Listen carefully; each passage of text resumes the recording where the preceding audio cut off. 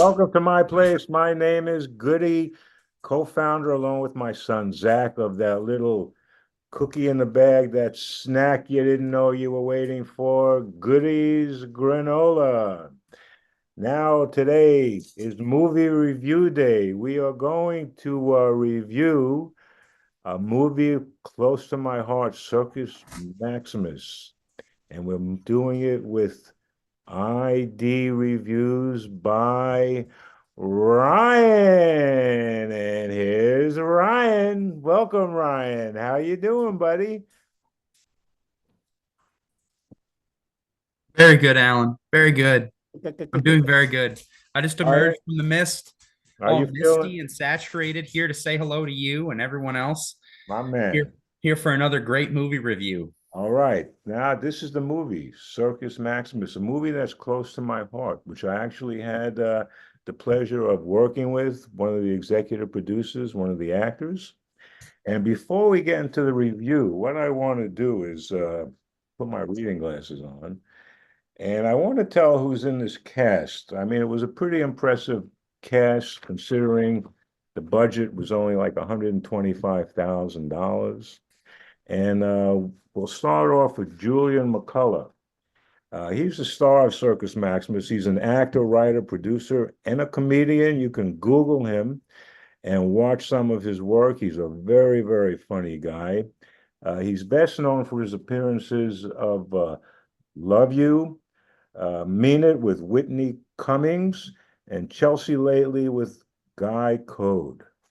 Next on our list of cast members is a gentleman, Mario Cantone.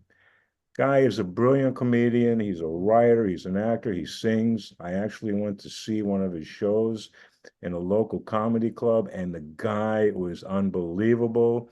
The energy, the spontaneity. It was just a pleasure to see him. He also played Anthony Marathon in Sex and the City, the movie. So you got to check him out. This guy was great. Another member of this cast is Kevin Corrigan. He's a character actor, great guy. You know, we got to know each other, very friendly guy. And I'm sure you're going to know some of his films. They include Goodfellas, The Departed, and Pineapple Express, just to name a few. I mean, the guy is a funny guy. Next, we have Bianca Hunter. She's an actress, comes from a very from a an entertainment family. Terrific actress again. Some of her films include The Fighter with Mark Wahlberg, Trees Lounge, and Bad Lieutenant. Next on our list is Joseph R. Ganascoli. Now, he's an actor and a chef, and he's best known, I would imagine, for his role of Vito Spatafore on The Sopranos. I'm sure you remember him in the truck. Very interesting turn there. Mhm. Next, we have Rachel Feinstein. She's a very funny comedian. She was one of the finalists on The Last Comic Standing. And you can Google her. You can check out her work.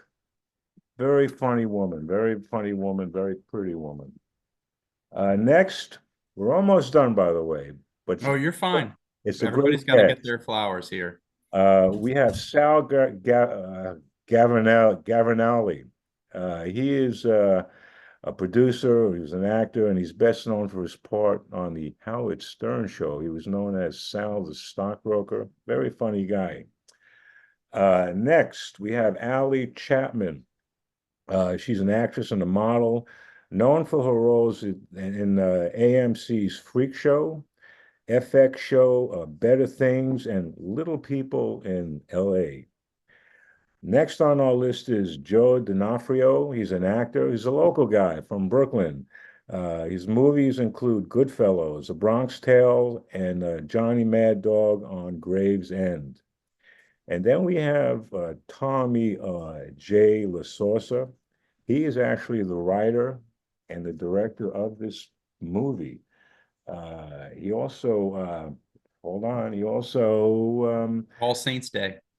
All Saints Day, which will be our next review, by the way, and I will hold that up at the end. Now you can Google all of these people: Rachel Feinstein, Julian McCullen, and Mario Cantone. But I need one more minute, couple more minutes, because a lot of people helped us, and there were a lot of people in the cast that had supporting roles or little roles. I just want to give them a little honorable mention. We'll start with Alan Goodstein. We'll continue with Susan Goodstein, Carrie Alton, Peter Charuza, Andre D. Leon, Patrick Downs, Angela Eberhardt, Brian Ecop, Stephen Fabricant, Serafina Fiore, Maria Fuentes. Hello, Maria, personal friend of mine. Jennifer Kirabo, Mark Anthony Love, Christopher Lynn. He was one of Tommy's partners. He's an excellent writer in his own right. Lisa Weldon, Patty Tyler rather, Amanda Schwitzer, and Danny Scandifio.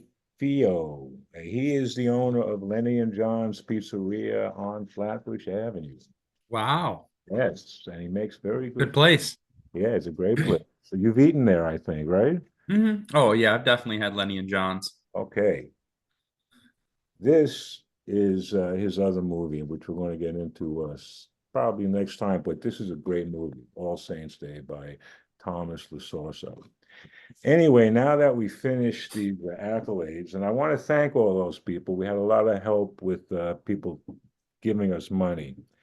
But let's get back to you. We can talk about maybe if you want what's like to produce a movie, behind the scenes of a movie, which I've never done before. If you want some insight, I can help you with that. You saw the movie for the first time. You heard a lot about it because we go way back. What did you think of this movie? And you can be honest. I know, but if you can give us a nice review, not an honest review. You had been asking me to watch the movie forever, and I'd heard from Zach. A few of people that I'd lived with in college had already watched it because it had come out around that time. And I put it off all the way till I'd want to say a month ago, and you want to do a review of it. So I'm like, all right, you sent me a Blu-ray, I popped it in. My expectations were low because I've seen a lot of indie movies, low budget films. Um, and it exceeded my expectations. I thought it was a pretty good movie. Good for you. A Wow. pretty good movie. It had a really good, the plot was good. It had some twists. I thought that the way it was set up, it didn't show its budget quite the way a film would if it was a little more ambitious and over the top. It fit within what it was supposed to do really, really well. And I was impressed by that. The cast was really good. Well, did you understand what was going on in the movie? What set Of up? course. Of Okay. course. All right. Well, what did you have? Let's get a little bit into this thing. This is an in-depth review. It Sure. could be a Sure. long review. I wanted to tell you, what I thought of it. It starts out with Julian McCullough's character, Cal Neros, and he is a writer. And he writes a really, really good movie prior to this film taking place. And his producer wants him to write another one, and he gives him an advance for, I want to say, $1 million. And he takes the advance and he lives off of it, of course. Well, So, do you know? Do you remember what he invested in? yeah, Me to it was refresh your memory. tanning booths in Harlem. That's what he put everything into that. And Yeah, it's in good Harlem. joke. Yes, because it is a dark comedy. Yes, it is a dark. I thought that was really funny. So him and his friend are in a bodega and they're talking about it. And he's famous at this point, so he's running into people that know him, and he's struggling with. He needs to find the time to finally write this. He's procrastinating. He's procrastinating. So finally, the producer comes at him in a bar and says, "Hey, you need to figure this out. It needs to be written within a week." So he goes off and he locks himself into your apartment Right. and he Let me begins writing. interject. Let me interrupt you for a second. What the producer does is tell him that I want you to write three of the raunchiest uh, pieces you've ever written before, which he wasn't used to. So the crux of this thing is when he's writing this, we're seeing it as he's writing it. It's because it's getting its own life. Go. I'm sorry. So he sits down in your apartment on a couch and he locks himself in. And at one point, literally boards himself into the apartment and he begins to write these three short stories. Our first short story, and I have some notes here just because I don't know them all off the top of my head. What was it here? Look Out Below. And this is about a man who is trying to find love. And this is also the short story that you're included in. And it pans into a scene with you and the Well, no, the first story, and I'm going to refresh your memory a little bit, is the son and the psychiatrist. okay. Where it starts. That's with Joe D'Onofrio and Bianca Hunter. Yes. And And that's what Susan's in that. right, Susan's in it. So it starts off with a son. Well, it starts off with his mother talking to Bianca Hunter, the therapist, and her Right. questioning what could have been certain things in the past or in their relationship that have caused her son to be so disturbed or to have such issues. And then it pans to the son who starts talking to Bianca Hunter about really crude stories. He hits on her a lot. And then, I mean, that's essentially the entirety of that short story until the end, where Mm-hmm. they all kind of encapsulate. So then Right. it pans to this, huh? Well, what they do is they break that up, but it's intertwined. They start with that, and then they cut to the scene that I'm in. Then they cut. Everything is like all the beginnings of each story are one, two, and three, and then you go back to one again, and then you go back to two again, then you go back to three. It's almost like a Quentin Tarantino film. It's where there's flashbacks and you're going from one scene to the other. Like he would go like 2 years before or whatever he does. But that's the sequence. It's not just one thing and then the second one comes full length and the third one comes full length. There's a beginning, a middle, and an end to each of these scenes. I feel like I'm telling you the review.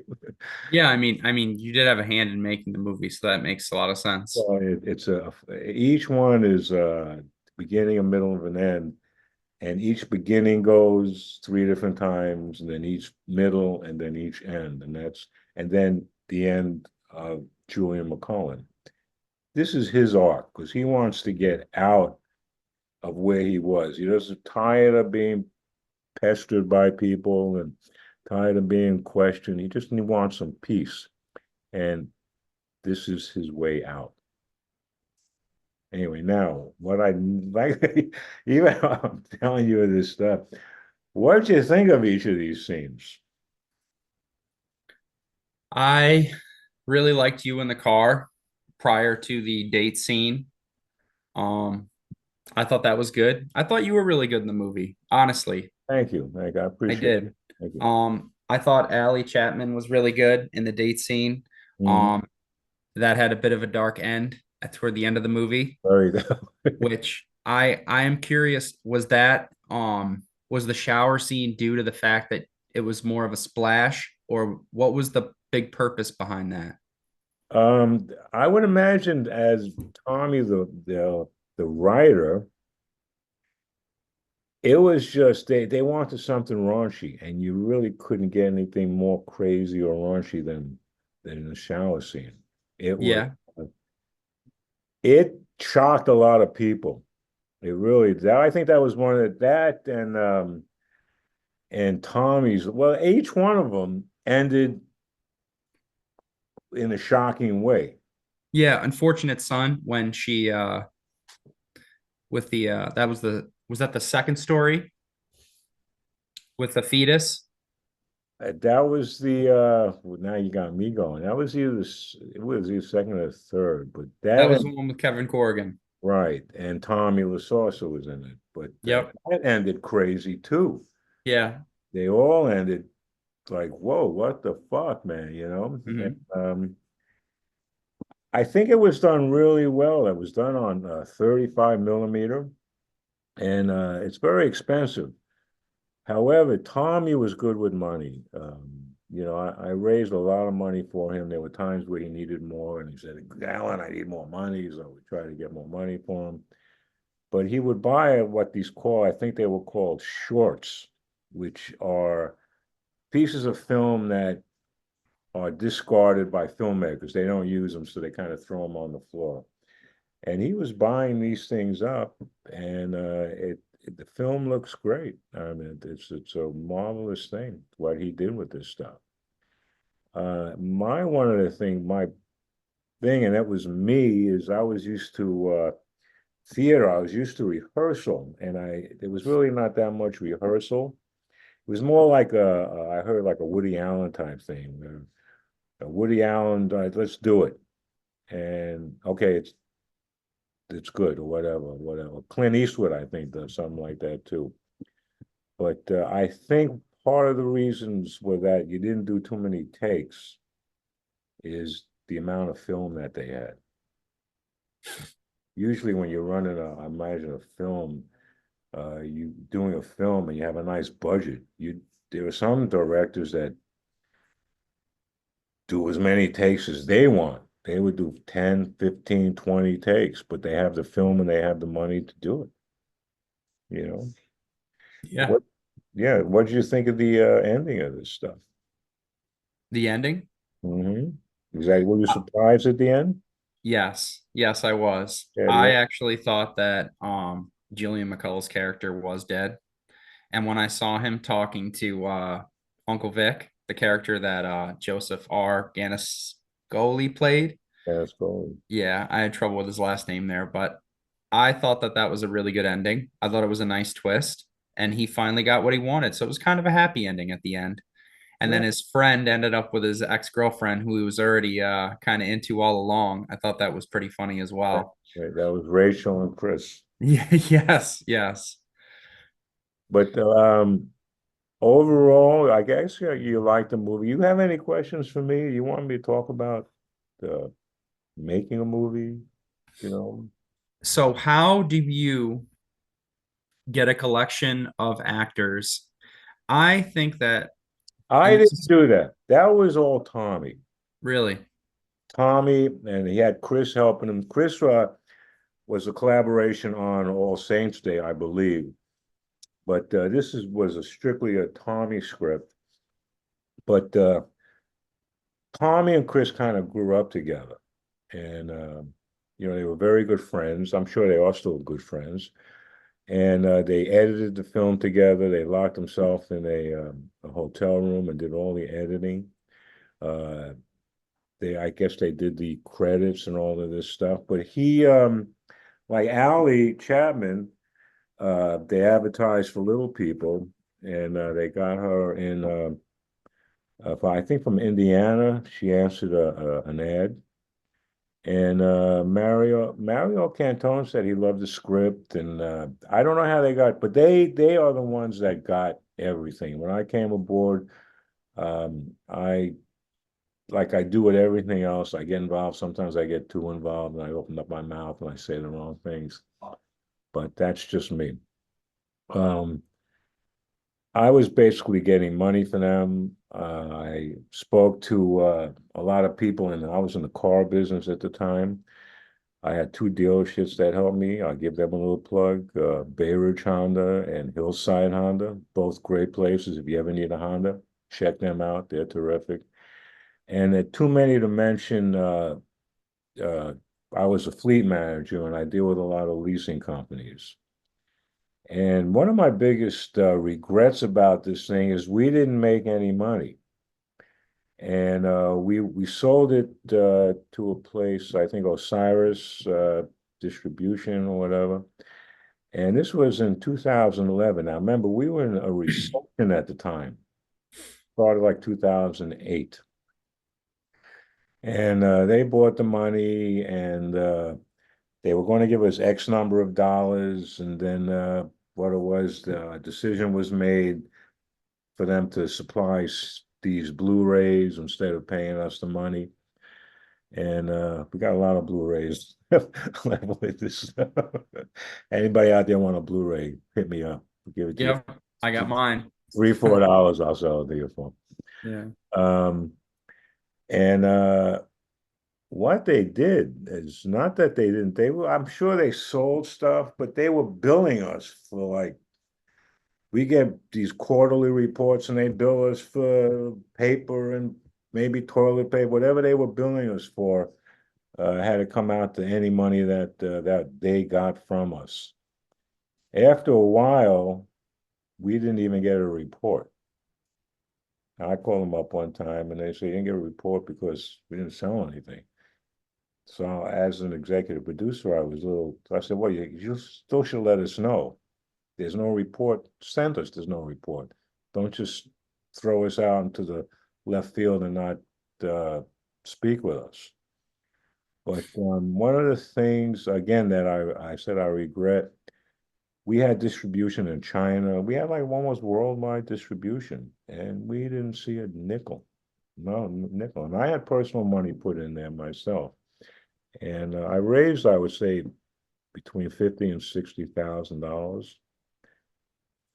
And some people probably don't want to talk to me anymore because of that. But one of the things that I did say is that if you can't afford to lose it, don't give us the money. You have to be able to afford to lose it because the odds of actually making money is pretty slim. But I couldn't imagine not making 125 grand back. It's nothing. It's like spitting in the ocean.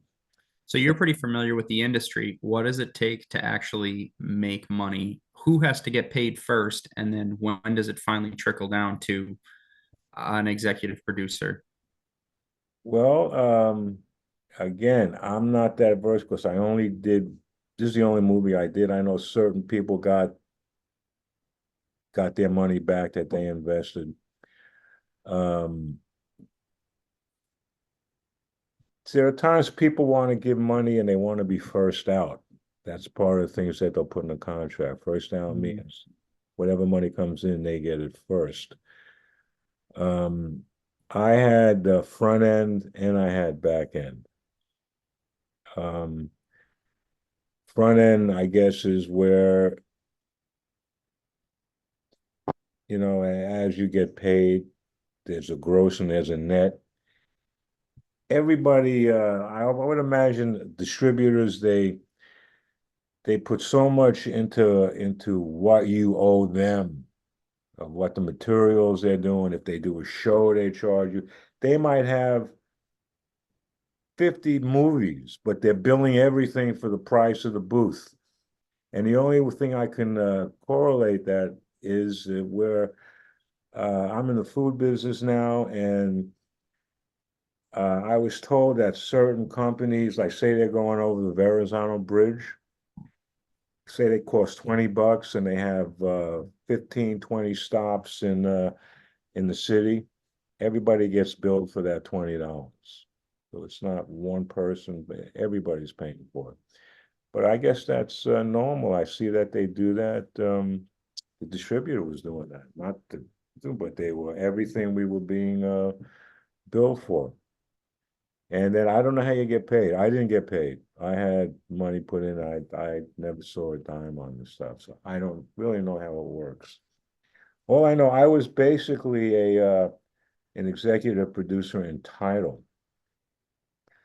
If they ran over budget and they needed money, I was the guy that they called.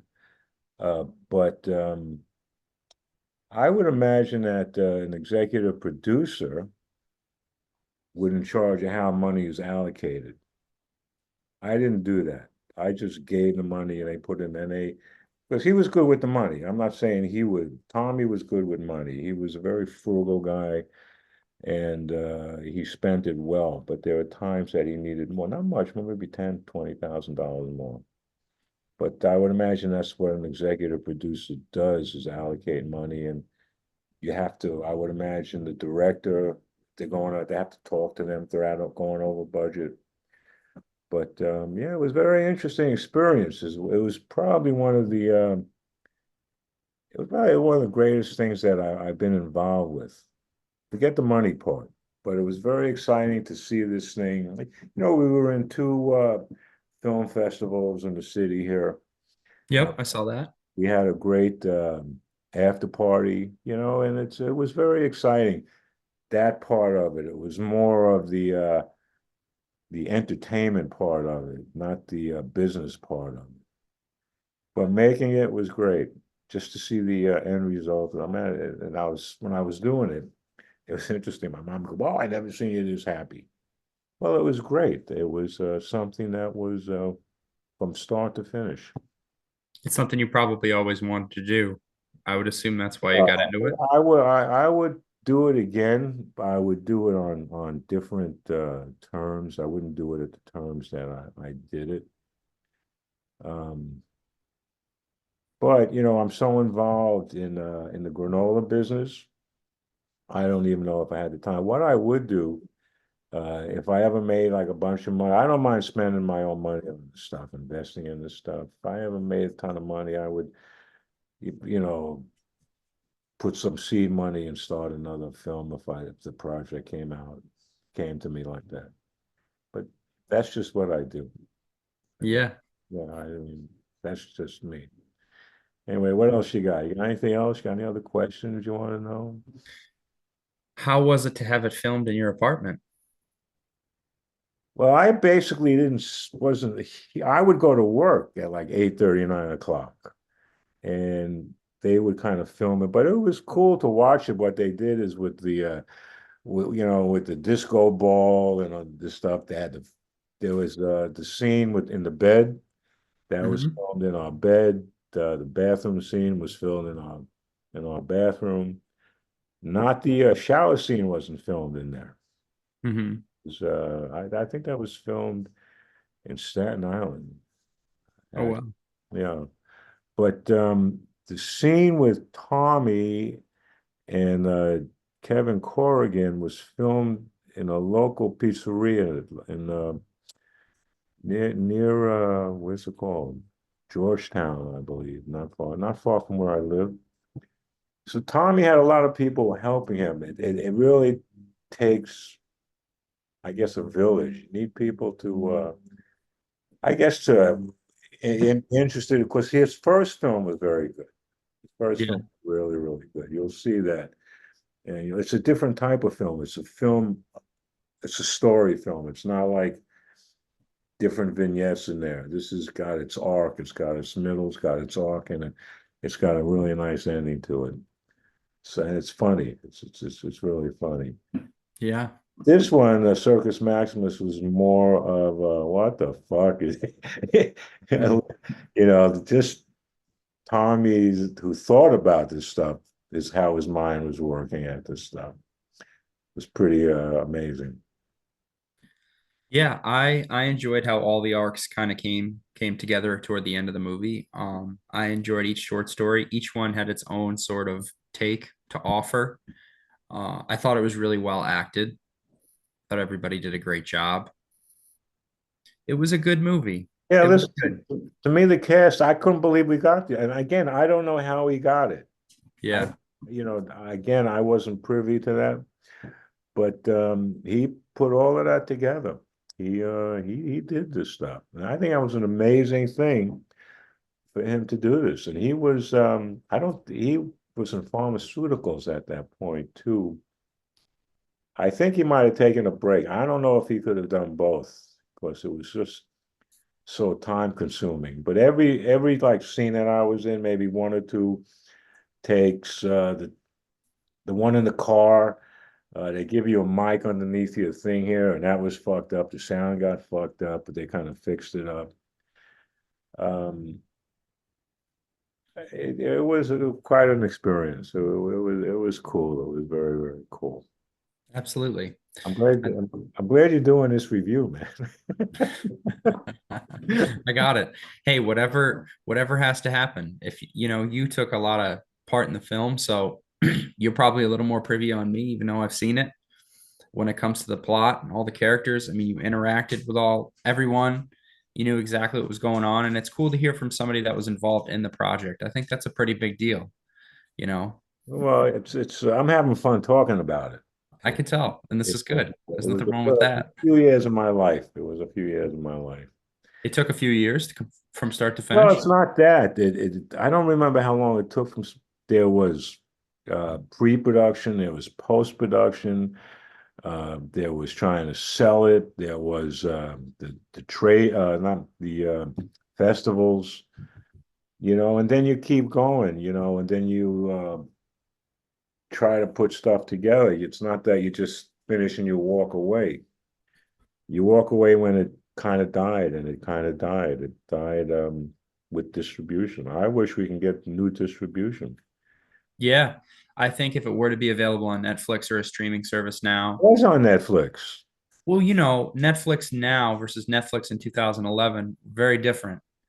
Now I feel like Netflix and a lot of these streaming hubs, and I don't want to get too off topic here, but they offer everyone's watching streaming now. Very few people go to the movies, which is sad because I love to. And a lot of people look to these apps for all their entertainment. So if there's nothing big coming out by one of these major producers or even one of these streaming like Prime or Netflix, they look to a lot of these indie films But there's and a it's lot of word of indie mouth. films on these things. Huh? There's a lot of indie films on these. Yes. It's But Netflix is huge now compared to 2011. absolutely, absolutely. You'd have a, I think it'd be interesting if you were to redistribute it. You never know. Well, I think it would be, you know what it is when you make the film, it lives forever. People might not know about it, but it exists. I mean, Yep. maybe someone will discover it in 20 years, 30 years, go, look at this fucking film. Do you believe it? Yeah. I have people now saying, what the fuck is the film all about? But yeah, Yeah. it's always there. Yeah. It never goes away. It was a good story. It was a good movie. I like how it was broken down. It did have a Quentin Tarantino-esque sort of plot. I Yeah. thought that was really cool. I think that's a way to shoot a film that can make something that maybe ordinarily wouldn't be so well streamlined, unstreamlined, and make it much more interesting. I felt that it did that with the three short stories. I enjoyed the ending. The misdirection was very good, and everybody did a great job. I thought it was a pretty good movie. I really did. I mean, pretty good is pretty high in my book. You know what? For what it's worth, the direction was there, the cinematography was there, the editing was there, the credits were nice, Yeah, and credits were very cool. It's yeah, they did a good job. They really did, absolutely. But then that's what's happening. It's we're going to again. I just want to hold this up. The next review. It well, all same, all Saints Day. Again, locally, shot in Brooklyn. Great movie, a terrific movie. Yeah, I met Tommy. He was my waiter where this film was shot. They let him shoot the film there. And like I do now, I asked him, I said, did you do anything different? Because at that point, Susan and I, that's what we're doing. We're doing theater. And we had, our little theater in Manhattan that a friend had an after hours club. Benny let us make it into a theater. And being an actor, I was a limo driver. Everyone does different things, and I've always started to ask, "What did you do?" And he said, "Well, I'm a filmmaker," and that's how we got friendly as a waiter. We became friends with them. Very cool. Yeah, Very cool. very, very cool. So you never know who you're talking to. Never. I'm serious. People always have like a backstory. So I try to explain to people now. I'm going to talk to the audience real quick. If you have a backstory, you want to come on to my place with Goody. That's what this place is all about. I'm making my place your place. Give you some exposure. Let us know what you want to do. Hit me up. I'm there for you guys and ladies. Like you, Ryan, not lady. All right. Yeah, absolutely. Always. All right. Looking forward to seeing you next week, by the way. Yeah, I'll be And, there. yes. And this was a good thing. I felt good. I'm doing most of the talking, and it just feels good. I don't have to It makes sense. I think the one time that my place, you get to be on your own place, so to speak, should be for something that you were so heavily involved in. Yeah, well, there's a lot of stories we got. I'm going to be actually coming to my place and being interviewed soon. So it's Very nice, that should be very interesting. for sure. And I'll watch it. well, I hope so. Of Hope so. And thank you for the birthday wish. I appreciate that, by the way. course, no problem at all. All right, folks, we're going to call this. Unless you have anything else you want to talk about, I'm here. If you want to have any other questions, you can ask me anything and I'll talk to you. I don't care. I'll leave that up to you. I think I'm all set. Okay. I appreciate the time. This has been great. Well, And I I look forward to appreciate the next film review. Okay, but you're going to be doing the review. You're going to look at this thing and you're going to look at it more than once. You're going to be doing this thing. Because I'm not involved in that. No, you didn't make this one. It's going to be all you, brother. I got you. Okay? You're going to be on the hook, as they say in All Saints Day. You're the fish on the hook. Sure. Bye, Ryan. Bye, Ryan. Bye, Ryan. Later, brother. Don't forget, Goody's granola, a little cookie in the bag, the snack you didn't know you were waiting for. Try it. You're gonna like it. Bye. Creative genius. Last year, the studio gave you $1 million advance to write this in 6 months. It's a year later, you still haven't written. You finished that script yet? Yeah, I finished the script in my head. I just haven't started writing it yet. I'm serious, Doc. I'm thinking about moving out and getting my own place. Really? Are you looking for more independence? No, I just want to be able to bust a nut in peace.